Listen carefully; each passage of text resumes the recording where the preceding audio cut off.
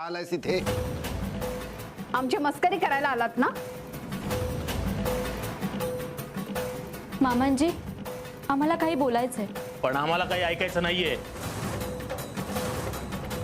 तुमच्या स्वामींच्या वरद हस्तामुळे मिळालेल्या घरात सुखाने राहा. चला निघा.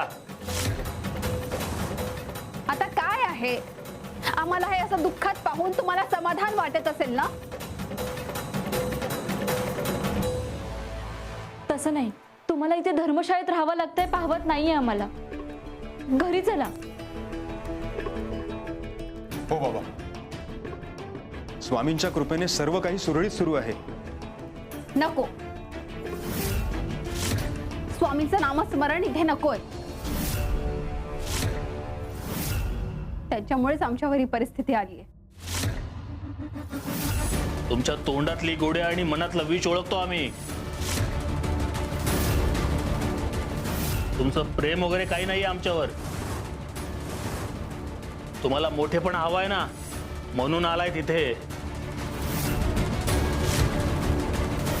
हे तुमचं खरं प्रेम नाहीये. खोटी काळजी नकोय मला.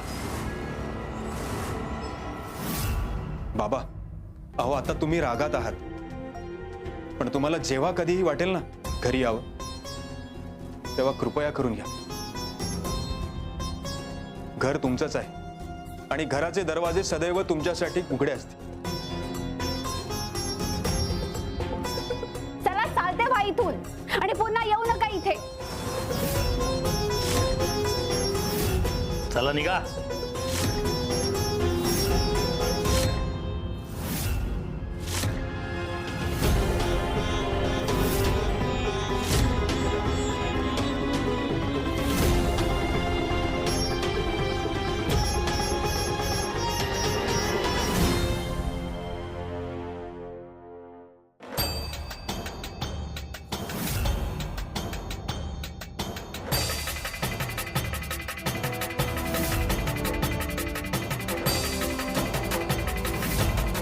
शिवर शंकर नमामि शंकर शिव शंकर शंभो. हे गिरिजापति भवानी शंकर शिव शंकर शंभो.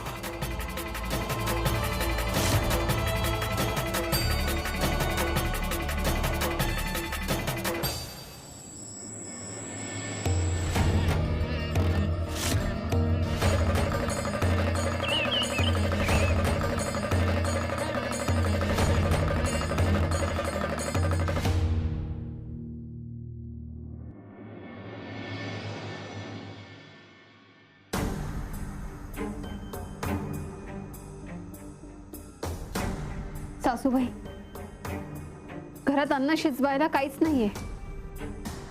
आता काय खायचं आणि काय बनवायचं? माझ्याकडे सुद्धा काहीच शिल्लक नाहीये. काय करू, कुठून आणू?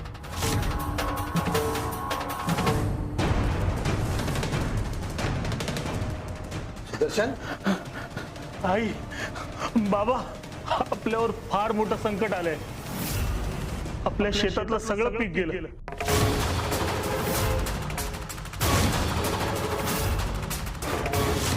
खूप मोठं नुकसान झालंय. पण हे कसं काय झालं?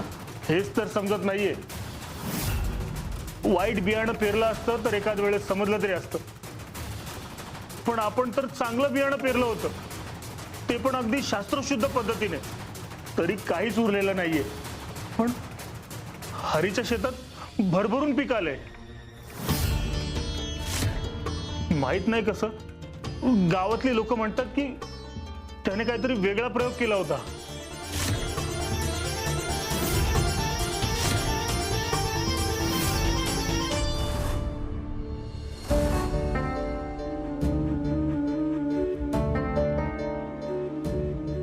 पांडुरंगराव, नुसती भूक नाही तर डोक्यावर ऋण सुद्धा आहे तुमच्या.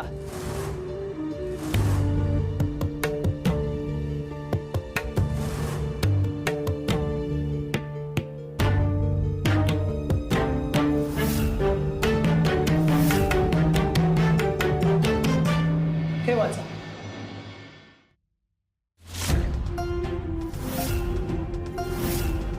हे त्याचे दस्तावेज वाचा.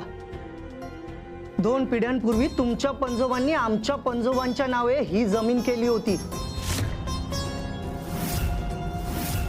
त्याचेच हे दस्तावेज आहेत. आजपासून ही जमीन आमची. अहो हे काय बोलताय तुम्ही? घर गेलं, धान्य गेलं, आता जमीनही गेली. अहो काय उरलंय काय आपल्याकडे? पहिली गोष्ट, आमचा एक दस्तऐवज हरवला आहे. तुझ्या घरात शोधायचा. द्या ते इकडे.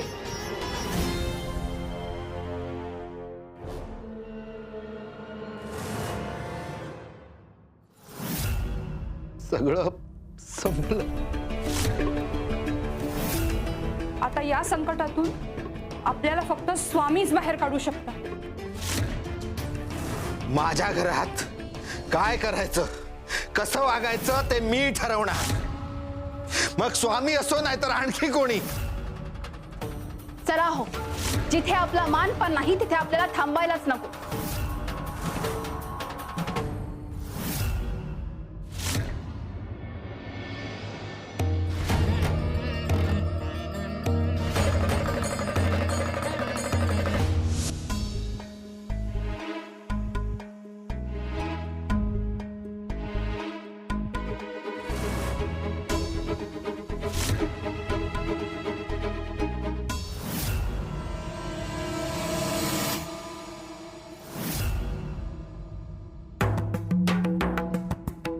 स्वामी, मला माफ करा. माझे डोळे अहंकाराने मिटले होते. जमीन गेली, घर गेलं, बियाणंही फसलं. माझी चूक झाली स्वामी. स्वामी, तुम्ही आम्हाला नाही वाचवलं तर आम्ही भुकेनं मरू. आमचा हा शाप दूर करा स्वामी. काय रे, तुला कळलंच नाही ना की तू बियाणं बदललंस तरी हारीचं पीक इतकं भरभरून कसं आलं ते?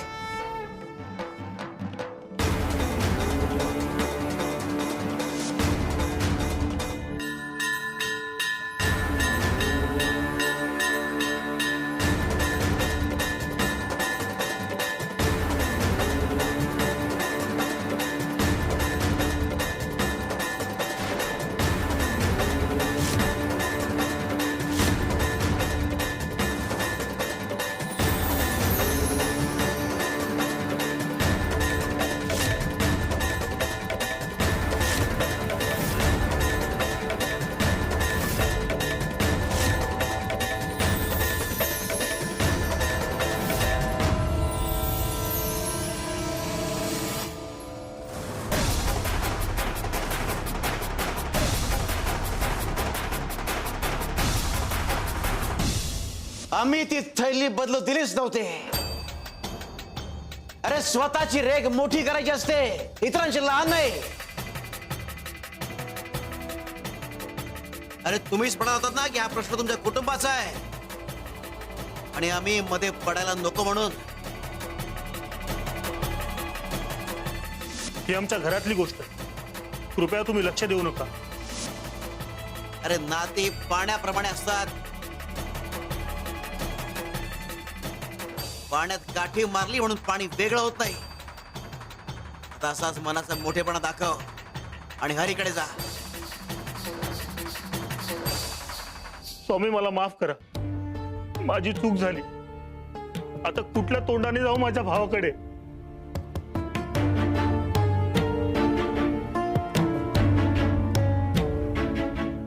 चल.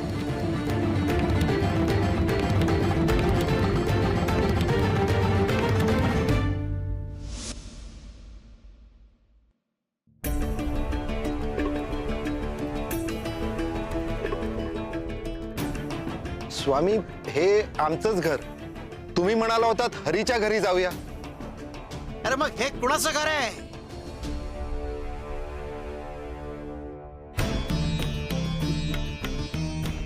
हरी,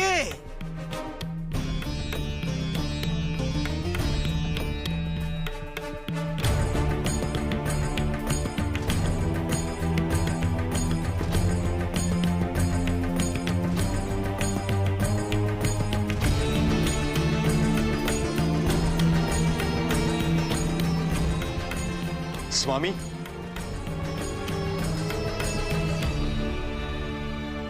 स्वामी, मनात असून सुद्धा मी हरीला कधी पाठिंबा नाही देऊ शकले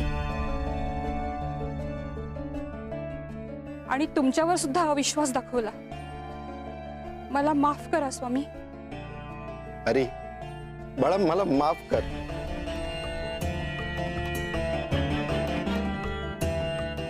तुझ्या नवीन संकल्पना मला समजल्याच नाही. मी माझ्या जुन्याच कल्पनांमध्ये अडून बसलो होतो, माझ्या अहंकारात अडकून बसलो होतो. स्वामींना घराबाहेर काढायचं पाप झालंय माझ्या हातून.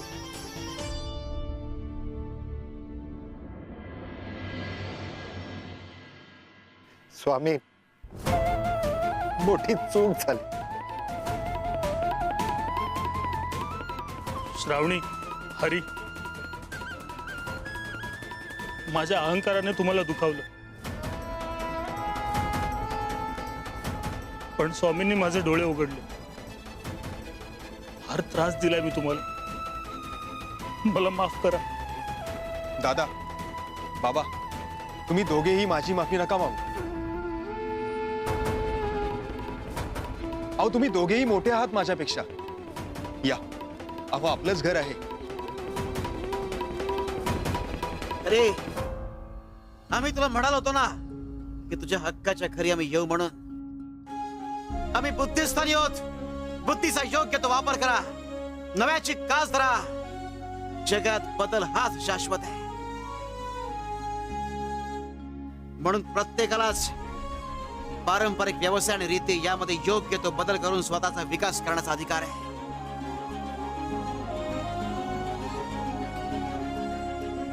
अरे, स्वप्न परंपरेचे मोहताज नसतात आणि नवीन मार्ग निवडणं म्हणजे काही वेगळं होणार नाही. न्यायार्जित धनाने स्वतःचं हित साधा आणि इतरांचंही. सुखी प्रपंचाचं हेच गमक आहे.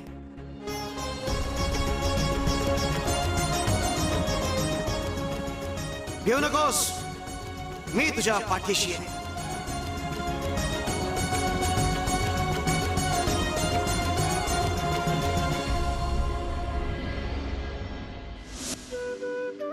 कपिलाताई, अहो हा असोला नारळ मी कधीचा काढून ठेवलाय. हा सोलून द्या बरं. आज नारळी पौर्णिमा आहे ना, स्वामींच्या पूजेसाठी लागणार.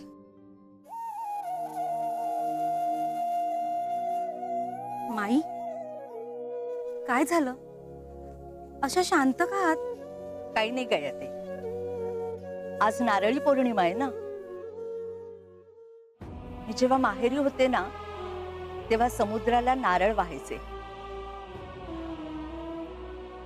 पण आज मी इतकी लांब आहे की हे सगळं काहीच करता येणार नाहीये. पण आठवणी येत ना, आठवण येते हो त्या समुद्राची, लाटांची, त्या क्षणांची. मी कधीच हा नियम चुकवला नाही, पण आज हा नियम माझा चुकणार आहे. माई, तुम्ही समुद्राच्या अगदी जवळ आहात. अक्कलकोटात कुठून आलाय समुद्र? दाखवा बघू मला. हा काय?